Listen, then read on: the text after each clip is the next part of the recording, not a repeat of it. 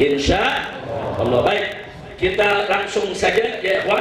Habib Alwi baca hadis ke-16. Jangan 16.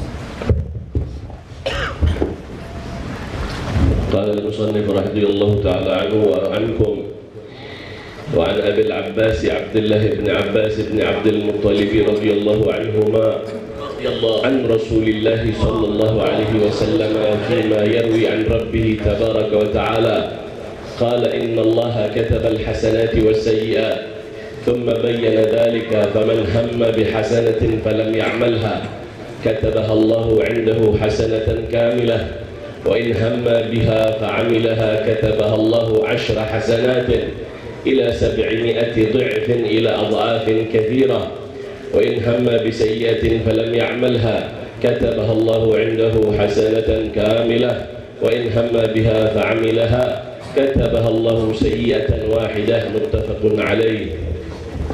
Jazakumullahu khairan jazaa, ahsantum buridtum. Alhamdulillah ya ikhwan, barusan sudah kita dengarkan hadis yang dibacakan. Isma'u rahimakumullah wa radhiyallahu ta'ala ankum ajma'in, dari kitab Riyadhus Shalihin karangan Al-Imam An-Nawawi radhiyallahu anhu, di mana beliau meriwayatkan dalam kitabnya hadis yang ke-16. Di sini disebutkan wa an Abil Abbas, an Abil Abbas Abdullah bin Abbas bin Abdul Muttalib radhiyallahu anhuma. Beliau mengatakan an Rasulullah sallallahu alaihi wasallam. Bagus. Kalau dengar sahabat radhiyallahu anhu, kalau dengar Nabi sallallahu wasallam oleh Abdullah bin Abbas radhiyallahu anhuma, bahwa beliau mendapatkan dari Rasulullah sallallahu alaihi wasallam bima yarwi an rabbih tabaraka wa ta'ala. Mari kita lihat Nabi alaihi salatu wassalam menyampaikan kepada kita bahwasanya Allah subhanahu wa ta'ala berfirman. Apa kata Allah? Innallaha katabal hasanati was sayyi'at. Sesungguhnya Allah subhanahu wa ta'ala menuliskan atau menetapkan kebaikan maupun keburukan, saudara. Artinya setiap kebaikan maupun keburukan dicatat oleh Allah subhanahu wa ta'ala dari setiap hamba. Tidak ada satu hamba pun yang lolos, yang luput dari tulisan, dari ketetapan atau catatan Allah subhanahu wa ta'ala. Karena Allah menugaskan ada malaikat raqib dan atid, semua dicatat, nggak ada yang lolos, nggak ada yang luput ya.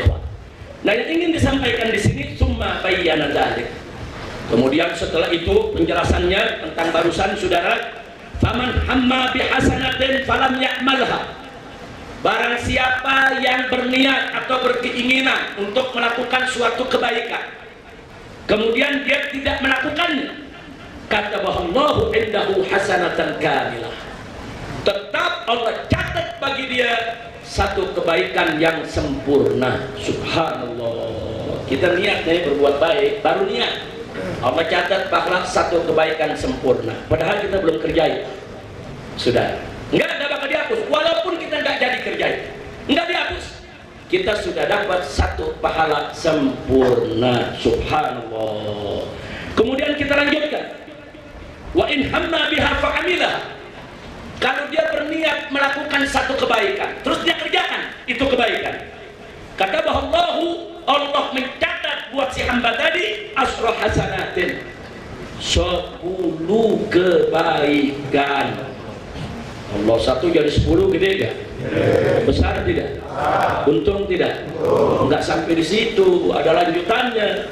Di sini dikatakan kata bahwa 10 hasanatin ila 700 dhifin. Allah catat bagi sang hamba tadi 10 kebaikan sampai, saudara, 700 kali lipat. Subhanallah, bukan 10 aja. Allah bisa lipatin sampai 700 kali lipat sesuai dengan kehendak Allah, sesuai limpahan rahmatnya untuk kita. Kemudian nggak sampai di situ, ditambahkan lagi bila ada. Kalau dia punya niat jelek, Allah nggak catat buat dosa, enggak. Belum dicatat buat dosa. Baru niat jelek, Allah nggak catat jadi dosa. Kalau dia nggak jadi kerjakan itu niat, justru dia dapat pahala ya. Subhanallah. Cuman jangan mentang-mentang begini, niat jelek, ntar gue nggak kerjain. Nah, jangan dibiasain begitu ya kawan. Bukan itu anjurannya, bukan itu. Tapi anjurannya di sini kita diperlihatkan rahmatnya Allah, kasih sayangnya Allah kepada kita semua ya kawan. Niat baik, Allah catat 1 pahala. Niat jelek, Allah nggak catat 1 dosa ya kawan. Nah, niat baik kalau kita kerjakan, Allah berikan pahala yang berlipat. Niat jelek kalau kita kerjakan, saudara, dosanya cuma 1. Subhanallah, Allah nggak lipatin dosa. Dia niat jelek, Allah nggak catat dosa. Dia kerjain, Allah catat 1 dosa ya kawan. Bahkan kalau dia nggak kerjain, Allah catat menjadi 1 kebaikan. Subhanallah. Saya tanya, Allah Maha Pengasih tidak? Maha Penyayang tidak? Siapa yang Maha Pengasih? Siapa yang Maha Penyayang? Siapa yang Maha Rahman? Siapa yang Maha Rahim? Takbir. Sallu ala Nabi. Nah, makanya saudara, banyak-banyak kita berniat baik. Nah, sebelum saya akhiri, ingat, semua amal mubah itu amal yang boleh, yang kalau kita kerjain nggak ada pahala, nggak ada dosa. Seperti apa? Seperti makan, minum, saudara. Seperti mandi setiap hari, bukan mandi besar, bukan mandi junub.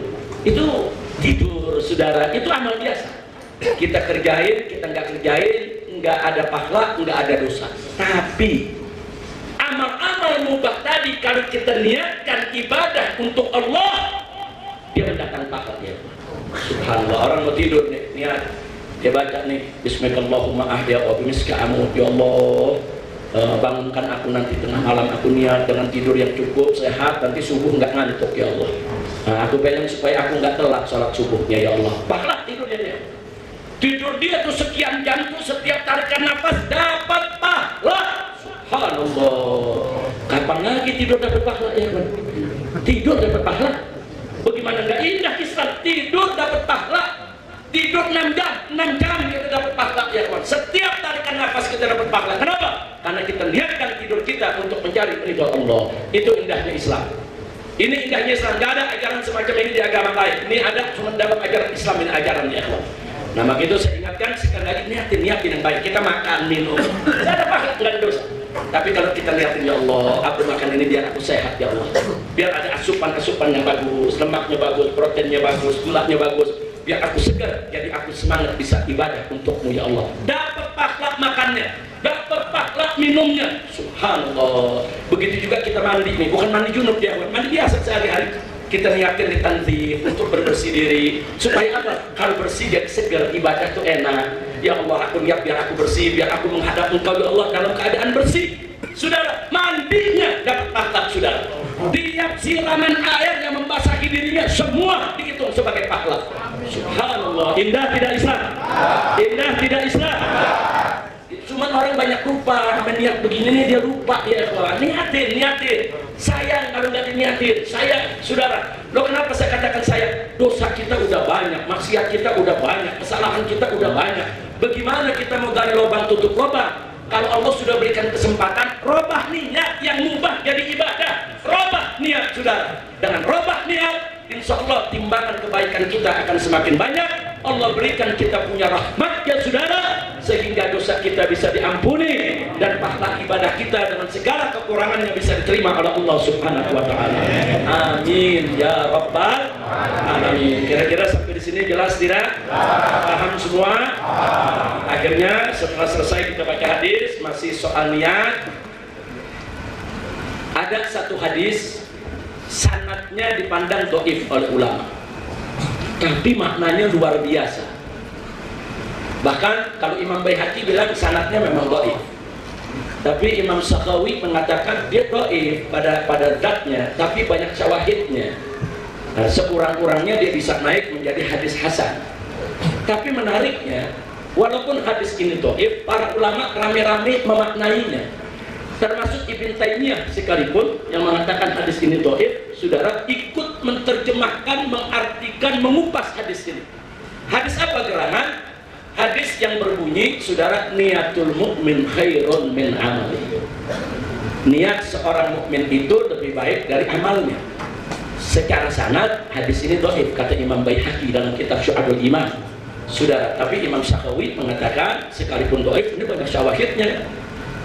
Jadi ini banyak syawahidnya. Dia dengan syawahidnya itu, kalau syawahid itu artinya ada hadis-hadis lain, saudara, yang kurang lebih serupa menjadi penguat hadis tersebut, sehingga hadis ini bisa naik menjadi hasan.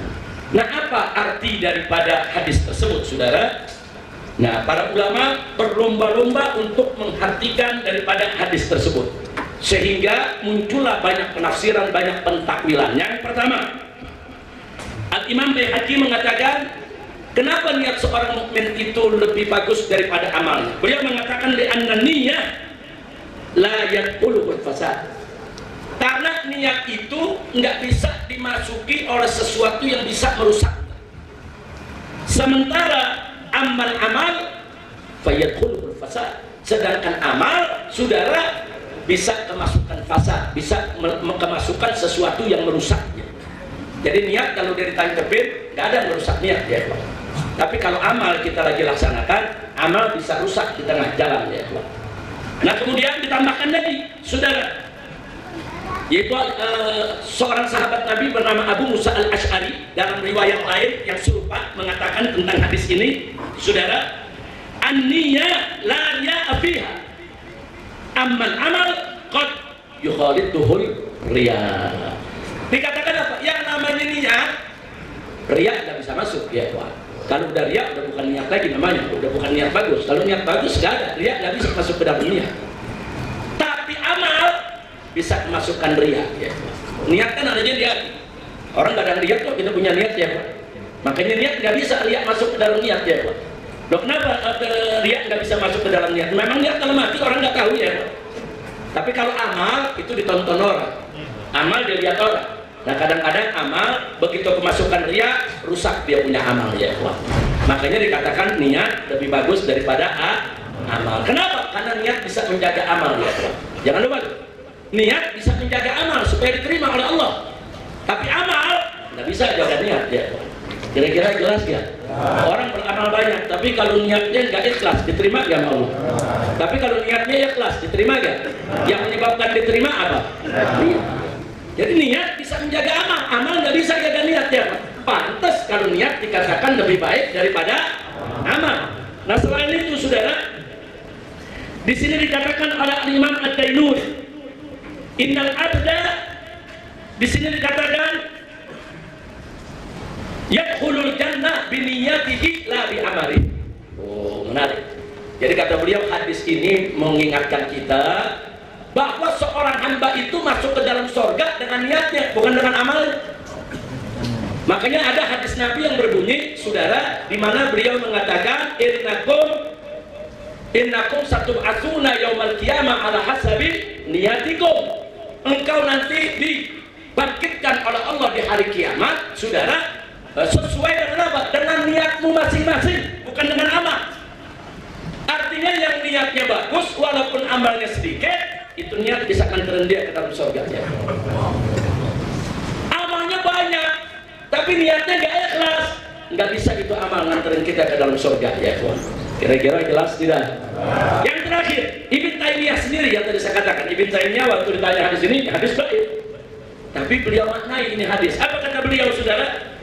Beliau katakan berkenaan dengan hadis ini, al-qalbu malikul badan wal a'dha'u junuduh.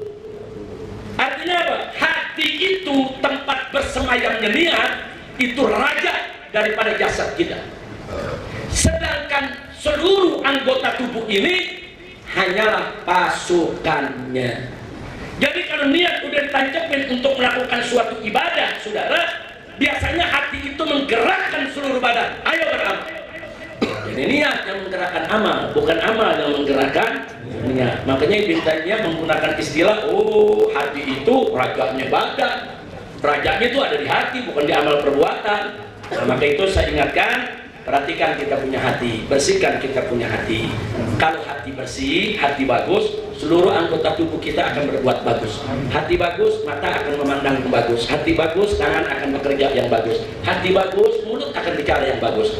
Jadi kalau ada yang ngomong begini, Ustaz, itu orang mulutnya aja jelek, hatinya sebetulnya bagus. Bohong. Mana ada hati bagus, mulut jelek ya? Kalau mulutnya udah jelek, ngomong kotor kasar, ya hatinya jelek. Kira-kira jelas gak? Jujur, ada gak orang suka ngomong begitu? Itu mulutnya doang. Yang jahat, hatinya sebenarnya baik. Ada gak? Ada gak yang begitu? Banyak. Di sini jangan-jangan banyak kan? Nggak banyak yang suka ngomong begitu. Jangan, nggak benar itu. Oh itu mulutnya doang yang jahat, yang kotor, yang kasar. Hatinya baik, enggak. Mulutnya jelek, mulutnya kasar, mulutnya jahat karena hati yang kotor ya. Kalau hatinya bagus, hatinya bersih, ucapannya juga akan bagus ya kawan. Kira-kira jelas tidak? Maka itu jaga hati. Nah itu saja yang bisa saya sampaikan. Mudah-mudahan manfaat untuk kita.